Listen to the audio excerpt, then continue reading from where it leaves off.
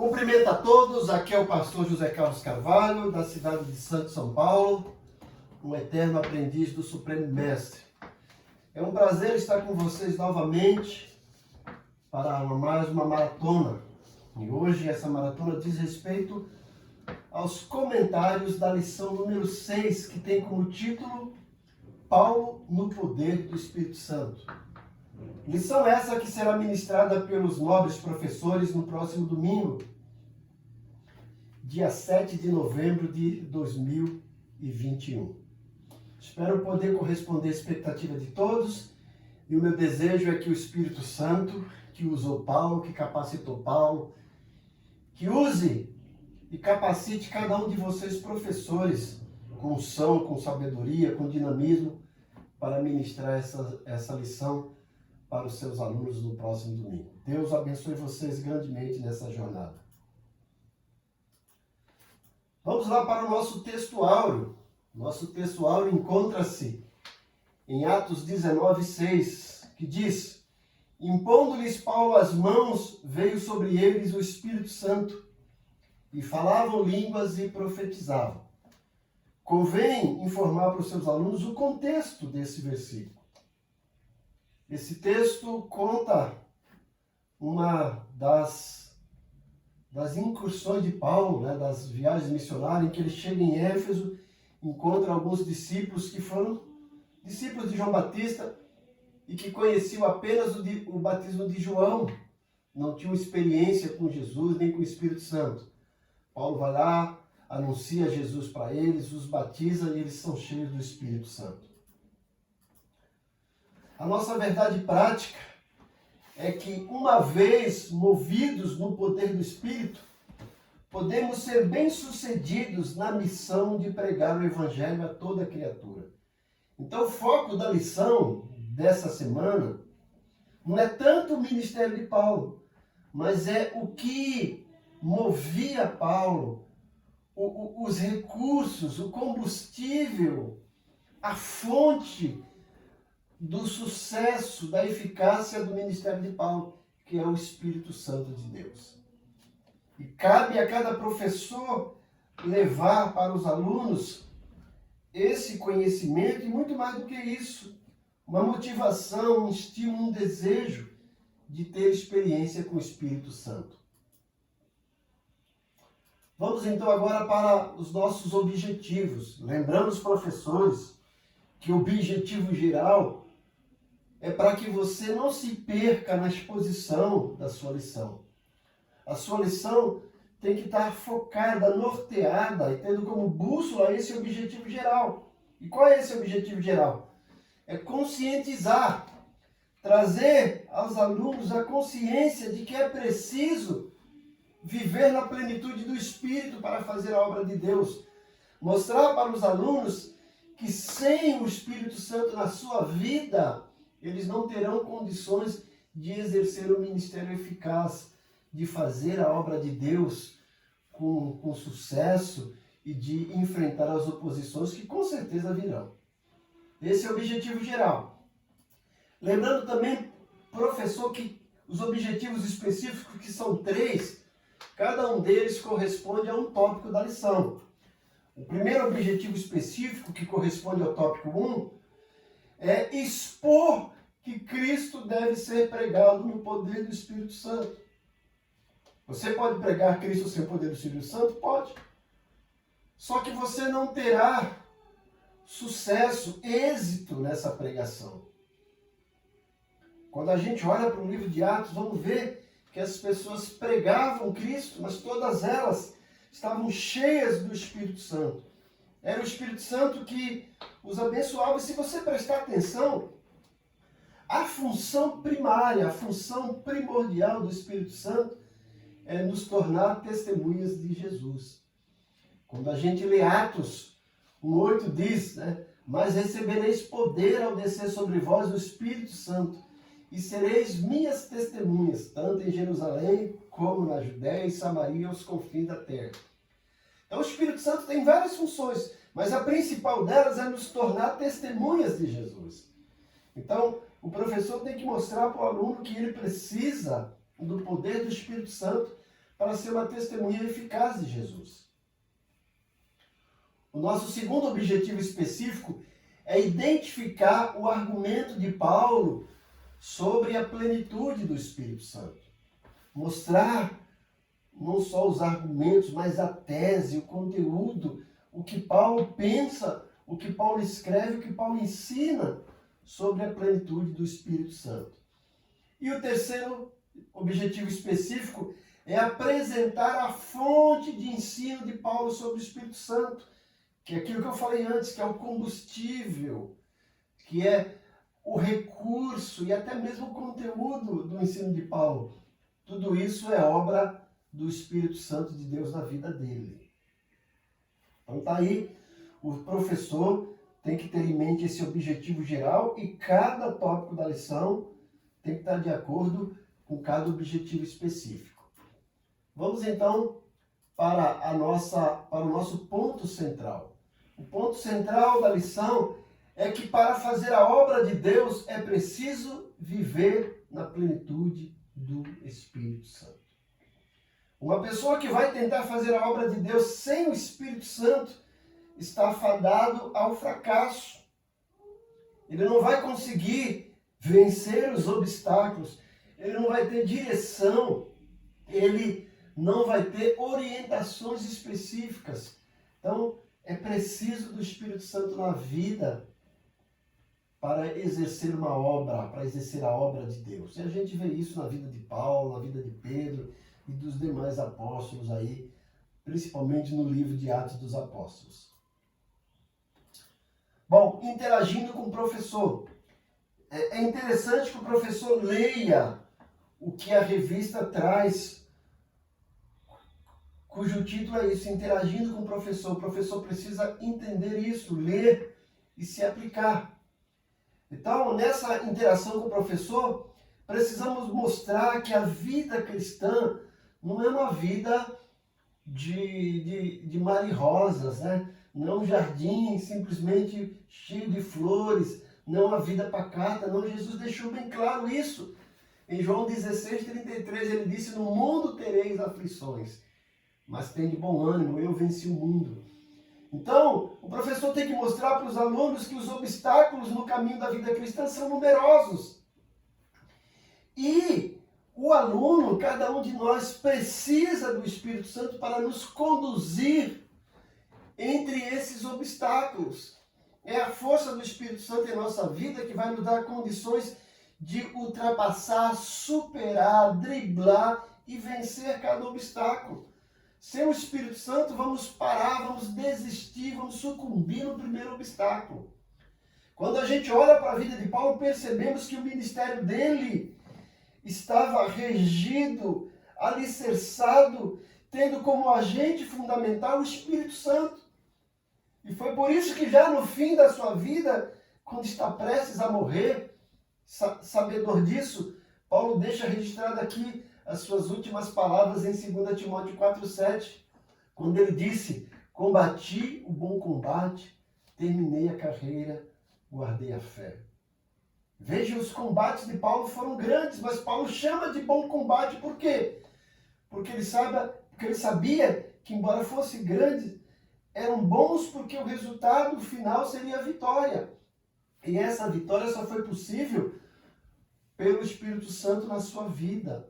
E foi por isso que ele combateu esse combate, conseguiu terminar a carreira e manter a fé intacta e guardar a fé.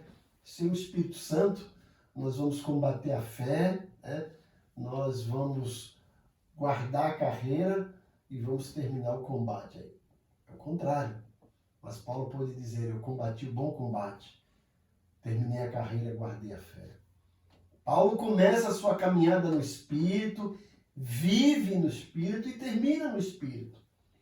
Assim, cada professor deve conversar com seus alunos a respeito dessa importância de ter o Espírito Santo em suas vidas. A unção do Espírito é indispensável para a nossa caminhada com Cristo. Não podemos viver sem Ele, muito menos extinguir, apagar a presença dele em nossa vida. Portanto, vivamos a plenitude do Espírito Santo. Professor, mostre isso para os seus alunos. a nossa introdução, precisamos entender que, movido pelo Espírito, o apóstolo Paulo passou a ter a missão, o projeto da vida dele, a carreira dele, né? De dar testemunho de Jesus e, ao mesmo tempo, provar que Jesus era o Cristo, principalmente para os judeus que o perseguiam. E ele mostra isso em Atos 19, 20, 21 e 22. Nessa lição que vai ser ministrada no domingo, veremos como Paulo pregou a Cristo no poder do Espírito. Seu argumento sobre a plenitude do Espírito Santo, a fonte da revelação do Espírito Santo em seu ministério. Vamos confirmar que o ministério do apóstolo foi um ministério no poder do Espírito Santo. Eu fico estupefato quando vejo Paulo nas suas viagens missionárias, já ali em Atos 13. Ele sai, escolhido pelo Espírito Santo, ele percorre aquela rota dirigida pelo Espírito Santo. Quando ele tenta fazer alguma manobra, ele percebe que não era a orientação do Espírito Santo, ele diz, impedidos pelo Espírito. Ele não vai para aquele lugar, depois ele percebe a direção do Espírito e vai tomar outro rumo. É fantástico isso. Veja, Paulo começou o seu ministério sendo separado pelo Espírito Santo. Exerce seu ministério sendo dirigido pelo Espírito Santo. E termina o seu ministério cheio do Espírito Santo. Glória a Deus.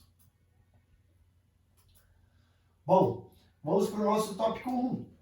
O nosso tópico 1 tem como título Pregando a Cristo no poder do Espírito Santo. Então, compete ao professor mostrar que o ministério de pregação de Paulo teve como agente, como combustível, o Espírito Santo de Deus. E não só Paulo, no livro de Atos, todos que pregavam precisaram do Espírito Santo. O primeiro sermão de Pedro, cheio do Espírito Santo, 3.000 pessoas se converteram.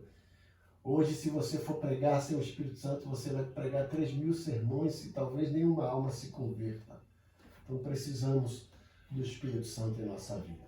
Esse é o tópico 1. E o nosso primeiro subtópico é que Paulo estava movido pelo poder do Espírito Santo. O livro de Atos mostra isso, gente. Quando a gente lê o livro de Atos, e especificamente aqui nessa lição, falando sobre o ministério do apóstolo Paulo, Atos mostra que após a conversão, Paulo ficou alguns dias com os discípulos que estavam lá em Damasco. Isso está registrado em Atos 9, 19.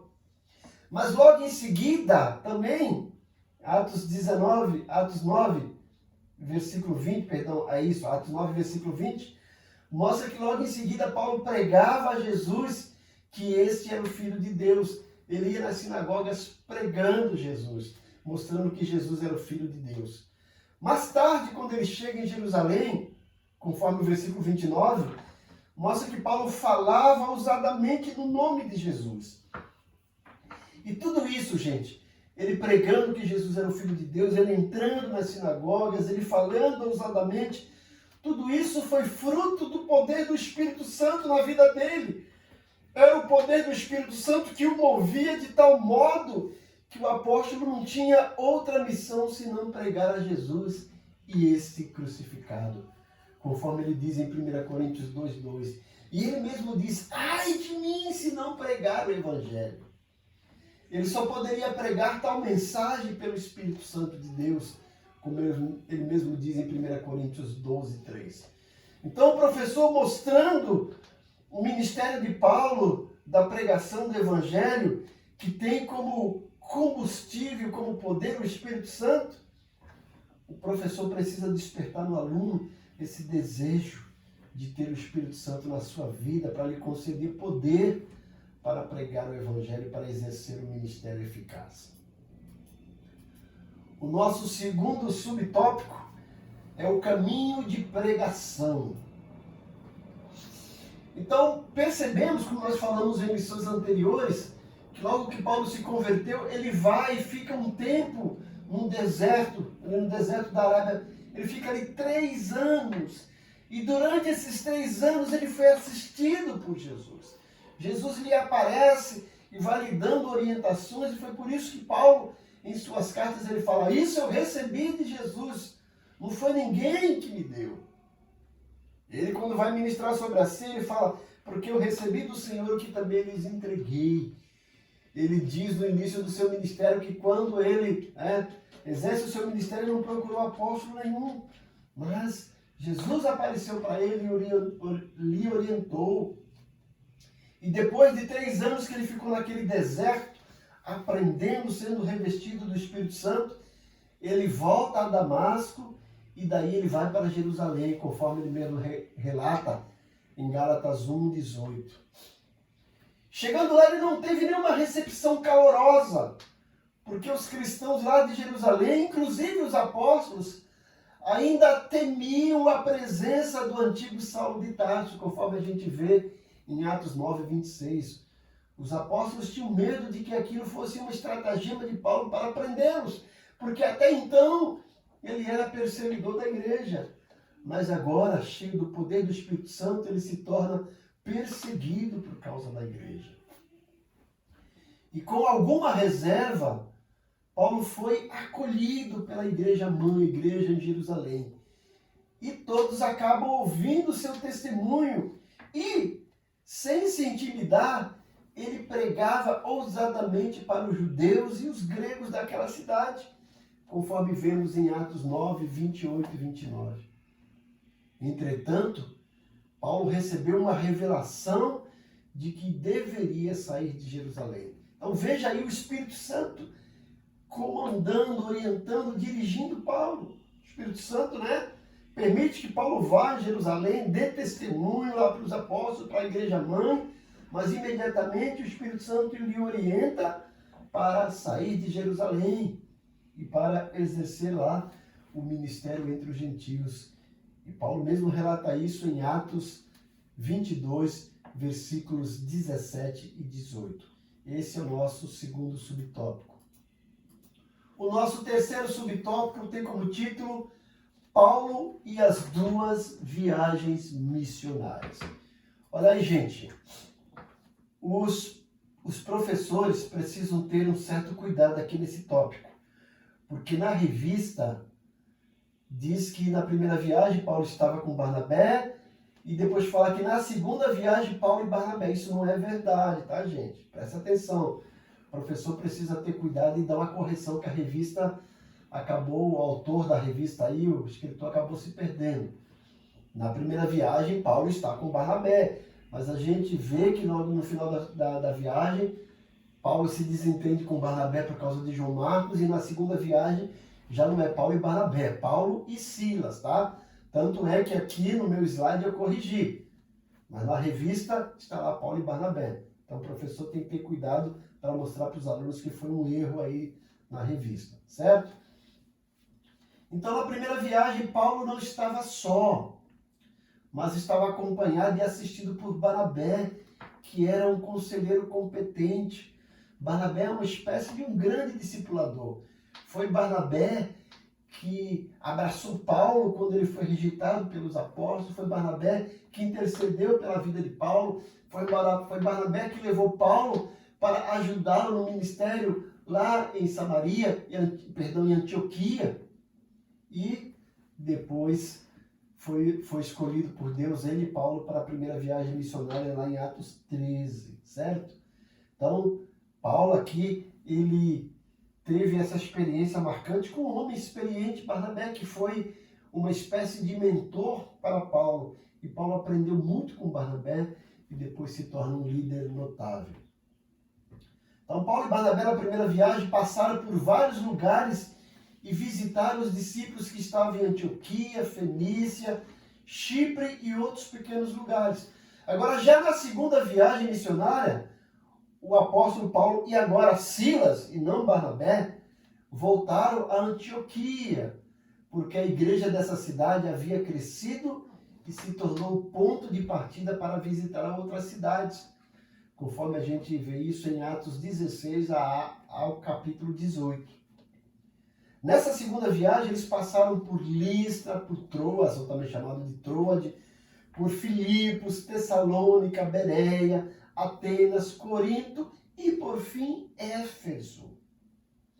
Mas em todas essas viagens podemos perceber que o Espírito Santo movia o ministério de Paulo, tanto dando a ele unção, sabedoria, mas também dirigindo o percurso, traçando a rota exata por onde Paulo devia ir. E como eu falei anteriormente, em alguns lugares que Paulo queria ir, o Espírito impedia, não era a hora, e o Espírito o redirecionava. E a gente pode perceber que Paulo era obediente à voz do Espírito Santo. E o professor tem que mostrar isso para os alunos. Precisamos das orientações do Espírito Santo se quisermos exercer um ministério fantástico, se quisermos vencer os obstáculos. Precisamos obedecer fielmente à voz do Espírito Santo. Então, incentive os seus alunos a terem sensibilidades à voz do Espírito Santo. E a nossa síntese do tópico 1 é que nas suas viagens missionárias, o Espírito Santo moveu a Paulo no caminho de pregação. Então, o ministério de pregação de Paulo foi movido pelo Espírito Santo.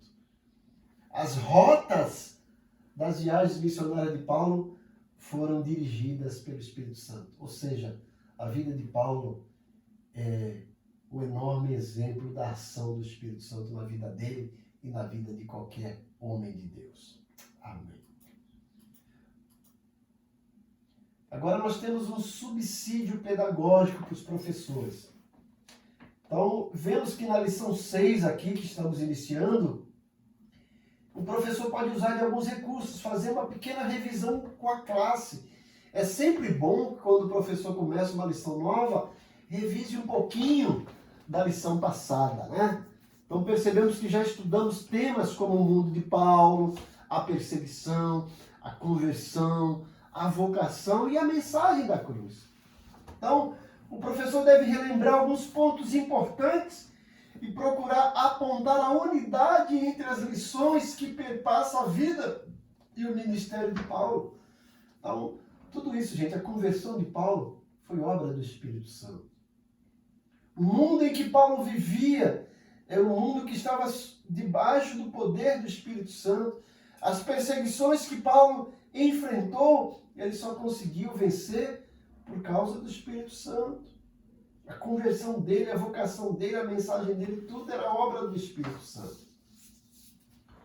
Não esqueça que ensinar não é apenas uma arte de transmitir ensino, gente, mas é transmissão de vida. Tá? E esses ensinos que você transmite precisam fazer sentido à vida concreta do aluno. O professor precisa entender que ele não está ali apenas para informar o aluno, mas muito mais do que isso. Ele está ali para formar o aluno. Por isso, quando planejar a aula, nunca esqueça de ter um espaço para revisão. Revise a aula após essa sequência de aula. Quanto a semana passada, a semana que virá. Né? Relembre sempre o conteúdo passado para começar um conteúdo novo, para o aluno não ficar perdido.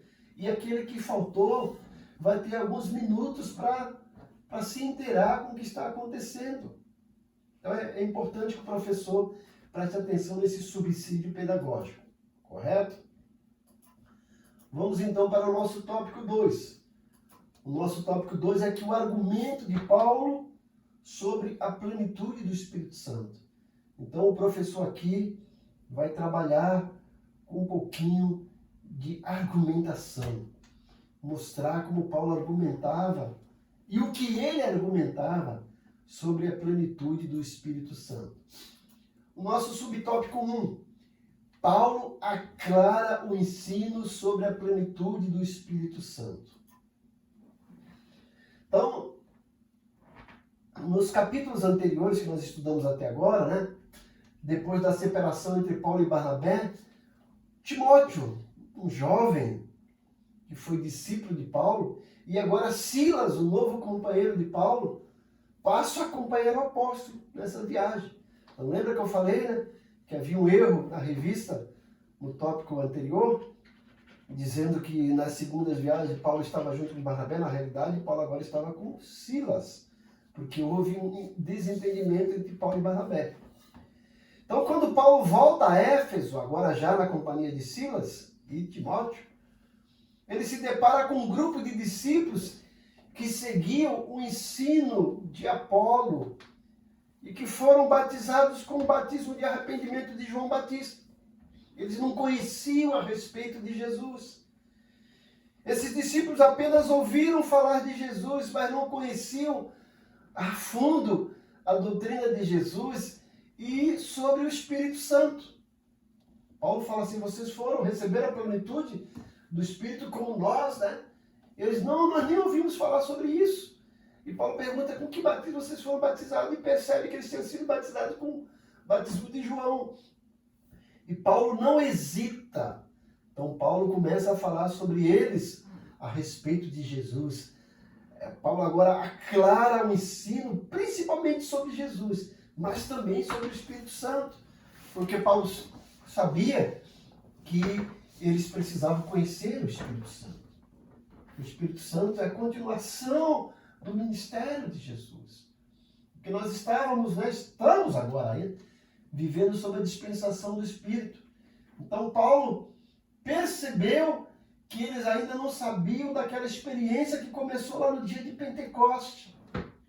E que eles precisavam ser inteirados e informados a respeito disso. Paulo percebe que, a despeito de terem crido no Cristo das Escrituras, eles ainda não haviam recebido o poder do Espírito para se tornarem testemunhas de Jesus, para receberem poder para testemunhar. Então Paulo vai lá, aclara a mente deles, os batiza de novo, e eles não apenas recebem ali o dom do Espírito Santo, mas uma experiência fantástica, né? Falam em línguas e profetizam. E agora eles estão capacitados para dar sequência ao ministério de pregar a palavra do Senhor, de falar sobre Jesus, agora sobre a unção do Espírito Santo. O nosso subtópico 2 é que é preciso crer para receber o Espírito Santo. Então ninguém recebe o Espírito Santo antes de crer em Cristo como Salvador. E eu vou mais além, gente. Embora a revista está aí como Salvador, precisamos crer em Cristo como Salvador e Senhor. É muito importante frisar isso, professor. Né? Veja bem, quando os anjos anunciaram o nascimento de Jesus, você vai encontrar isso lá em Lucas 2, 10 e 11. Eles dizem assim: eis que vos trago novas de alegria que será para todo Israel. É que hoje na cidade de Davi vos nasceu o Salvador, que é Cristo o Senhor. Então a verdadeira conversão se processa e se concretiza quando a pessoa reconhece Jesus como seu Salvador e Senhor. É muito importante isso. Somente depois de passar pela experiência da conversão, de reconhecer Jesus como Salvador, e então o Senhor concede o dom do Espírito Santo. Como a gente vê em Atos 2,38, quando Pedro está pregando o seu primeiro sermão, quando as pessoas percebem que estão erradas e dizem: que faremos, irmãos? E Pedro fala lá: olha, arrependam-se, né? Aí confessem os seus pecados, receberão perdão e receberão o dom do Espírito Santo e serão batizados. Foi o que aconteceu. Ou seja, o batismo no Espírito Santo sobre a pessoa convertida acontece quando a pessoa reconhece Jesus como seu Salvador e Senhor. Então, sem crer, não tem como ele se converter e receber o Espírito Santo. Ele precisa crer, reconhecer que é pecador e crer que Jesus é o Salvador e Senhor da sua vida. Aí ele está apto para receber o Espírito Santo. O nosso terceiro subtópico: Paulo cuida para esclarecer Apolo. Isso está registrado em Atos 18, 21 a 28. A gente se depara com um personagem fantástico. A Bíblia fala que ele era poderoso nas Escrituras. Quem é esse camarada? Apolo. Ele era um judeu de Alexandria, uma cidade egípcia de grande cultura. E certamente Apolo teve uma elevada formação, principalmente no conhecimento das Escrituras Sagradas, e por conta disso se destacava pela sua eloquência, pela sua verbosidade, pelo seu entusiasmo. Provavelmente ele se tornou um discípulo de João Batista à distância e creu na mensagem que João Batista pregava, conforme vemos em Mateus 3,11. Entretanto, o apóstolo tornou-se pregador de Cristo, mas não havia ainda experimentado o poder do Espírito Santo. E eu vou mais além, gente. Não era apenas que Apolo não tinha recebido ainda o poder do Espírito Santo. Faltava a ele ainda algum conhecimento maior sobre Jesus, sobre as doutrinas cristãs. E Paulo não hesita quando sabe disso, né? Pede para que Áquila e Priscila chamem apóstolo e façam uma espécie de mentoria, de um discipulado com Apolo. Então, Apolo se tornou esse grande pregador, mas não tinha ainda essa experiência de vida cristã, essa bagagem que Paulo tinha. Ele fez discípulos em Éfeso, os quais eram fiéis à sua mensagem. Mas quando Paulo enviou Áquila e Priscila para Éfeso, ele tinha por objetivo orientar Apolo acerca da vida do Espírito Santo, ou da via do Espírito Santo, e muito mais também sobre Jesus. E antes que o apóstolo chegasse a Éfeso, Apolo foi para Corinto. Então veja aí, esse texto mostra que Paulo queria que Apolo fosse uma pessoa que tivesse um ministério completo, um ministério exitoso. Mas para isso ele precisava de algum toque, precisava de uma mentoria e precisava também daquilo que Paulo tinha recebido, o poder, a plenitude do Espírito Santo. O Paulo não hesita e coloca Apolo sob os cuidados de um casal que ele conhecia muito bem e que ele tinha por estima e que confiava, Áquila e Priscila. E a nossa síntese do tópico 2 é que o apóstolo Paulo cuidou para esclarecer Apolo a respeito da plenitude do Espírito Santo, né? E como eu disse, muito mais além, não apenas sobre o Espírito Santo, mas também sobre Jesus. Apolo precisava conhecer mais sobre a doutrina da graça da vida cristã e, com certeza, também ter o poder do Espírito Santo para pregar com eloquência e com ousadia. O nosso subsídio teológico. Gente, percebemos que inicialmente o batismo de João era um sinal de arrependimento pelo pecado, mas não era um marco de uma nova vida em Cristo.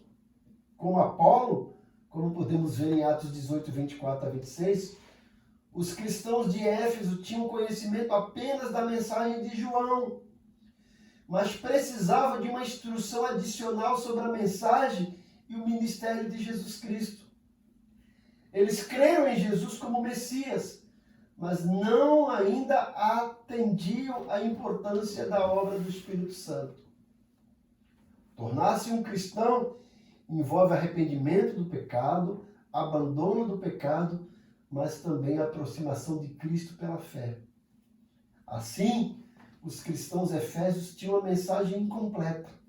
Você pode perceber isso, que é um texto e um trecho da Bíblia de estudo de aplicação pessoal, que é editada pela CPAD. Então esse é o subsídio teológico para esse tópico. E vamos então para o terceiro tópico, que é a fonte do ensino de Paulo sobre o Espírito Santo aos Efésios. Então vamos trabalhar um pouquinho sobre essa fonte de ensino. No nosso primeiro subtópico, as Escrituras como fonte de revelação sobre o Espírito Santo. Então, o que Paulo vai falar sobre o Espírito Santo não era nada da cabeça dele, não era nada da filosofia grega, não era nada do gnosticismo. E não apenas do judaísmo, mas era simplesmente, puramente, das Escrituras Sagradas, da Bíblia. Então, percebemos que Paulo era um homem erudito nas Escrituras, um profundo conhecedor, né? Ele foi ensinado, instruído na Torá, nos preceitos judaicos, por um dos grandes mestres, o Rabino Gamaliel. E a sua primeira fonte de conhecimento, com certeza, acerca da divindade, era a revelação do cânon do Antigo Testamento, da Torá. E sua compreensão sobre Deus é uma compreensão monoteísta. Ele cria num único Deus, tanto quanto os demais judeus criam. A doutrina da Trindade, mais especificamente a pessoa do Espírito Santo, estava presente no Antigo Testamento de forma subjetiva. Então a gente percebe o Espírito Santo no Antigo Testamento. Só que o Espírito Santo no Antigo Testamento, convém o professor frisar para os seus alunos, que ele agia de forma esporádica. E ele vinha e habilitava o cristão do Antigo Testamento, mas não habitava. Agora, já no Novo Testamento, o Espírito Santo vem para habitar, para ficar. O Espírito Santo continua habilitando, mas agora habita no ser humano. No Antigo Testamento, ele só habilitava.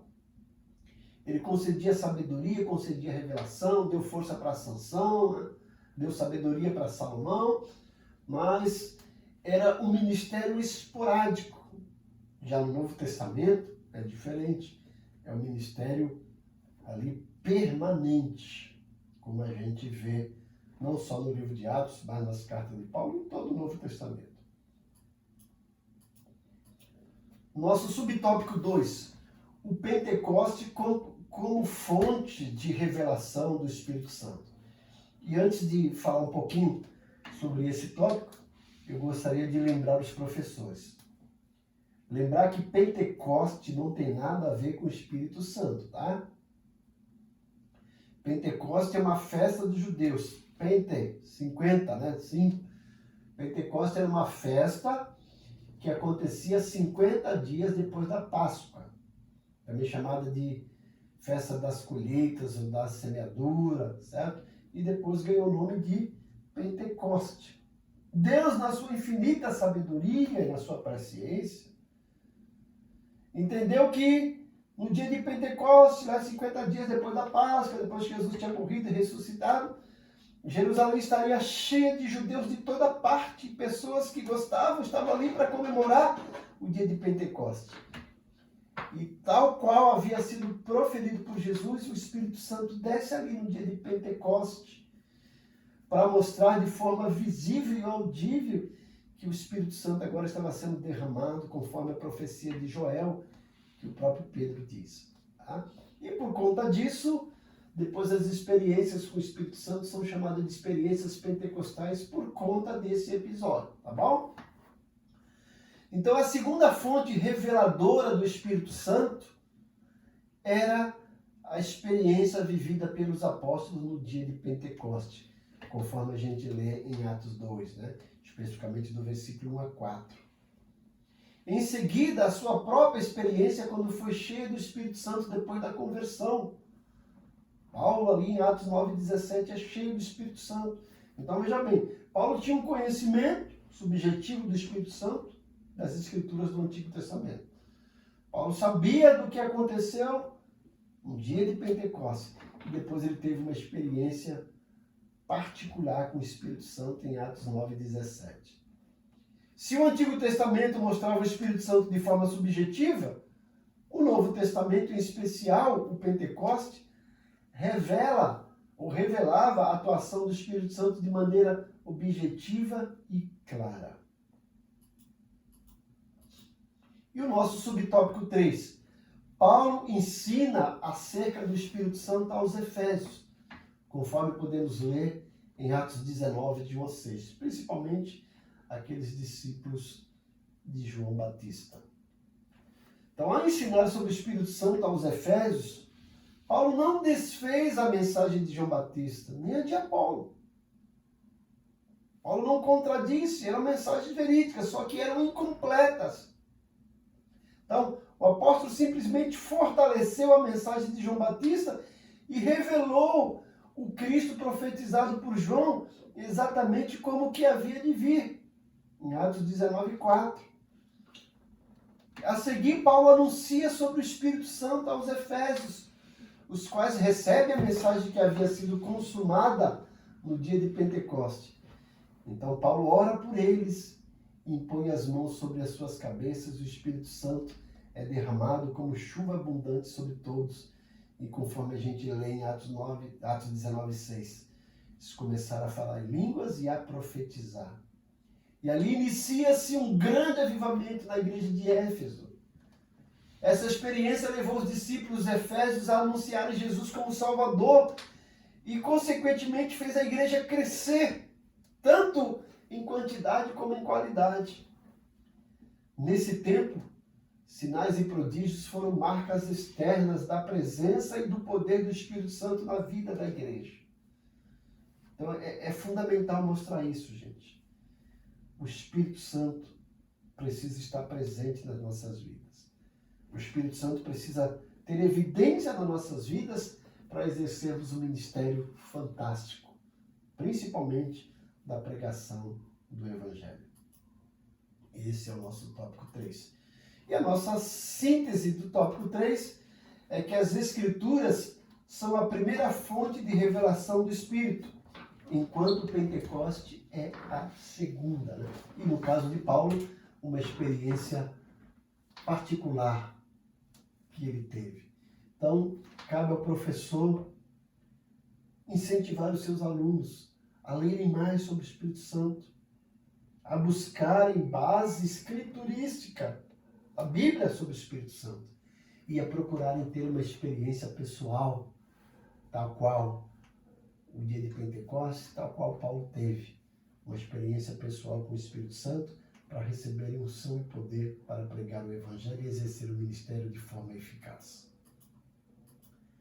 E o nosso subsídio teológico desse tópico 3, que é extraído da Bíblia de Estudo de Aplicação Pessoal, é que o Espírito Santo foi derramado no dia de Pentecoste, quando os discípulos souberam mais acerca da obra redentora de Jesus e receberam a missão de proclamar as boas novas a todos. E ao derramar seu Espírito, Deus confirmou aos cristãos, e agora como corpo espiritual de Cristo, os capacita para a grande comissão. O derramamento do Espírito Santo que encheu cada crente em Jesus no Pentecoste, confirmou-os como igreja. O Pentecoste foi o derramamento formal do Espírito Santo sobre ela. A marca da verdadeira igreja não é somente a doutrina certa, mas as ações corretas que são a evidência da obra do Espírito Santo. Quando Paulo impôs as mãos sobre esses cristãos em Éfeso, eles foram batizados no Espírito Santo da mesma maneira que os discípulos do Pentecoste. Houve sinais exteriores visíveis da presença do Espírito Santo. Nesse caso, eles falaram em línguas e profetizaram. O mesmo aconteceu quando o Espírito de Deus veio sobre os gentios. E a gente vê isso em Atos, né? Mas o importante aqui, gente, é buscar esse temor, esse convívio, essa experiência com o Espírito Santo de Deus, para termos condições de vencer todos os obstáculos e exercer um ministério eficaz. Concluindo, no poder do Espírito, o apóstolo Paulo, além de realizar curas e milagres em nome de Jesus, levou a igreja em Éfeso a espalhar o Evangelho de Cristo. À luz desse exemplo, precisamos resgatar a simplicidade da fé cristã, buscando os sinais que demonstram o poder do Espírito Santo hoje. E, gente, muito mais que curas e milagres. O Espírito Santo quer encher as nossas vidas para sermos testemunhas de Jesus e para exercermos um ministério fantástico e para enfrentarmos obstáculos e não esmorecer, não ficar paralisado, mas superar cada obstáculo e levar a palavra de Deus avante. Que Deus abençoe a sua vida. O meu desejo é que o Espírito Santo de Deus use cada um de vocês aí grandemente na pregação do Evangelho. E que cada um de vocês, professores, no próximo domingo, sejam usados pelo poder do Espírito Santo para transmitir essa lição com sabedoria, com ousadia, com dinamismo e principalmente com sabedoria e unção no próximo domingo. Que Deus abençoe sua vida grandemente. Que a graça do Senhor Jesus, o amor de Deus Pai e a comunhão do Espírito Santo seja com todos. Amém.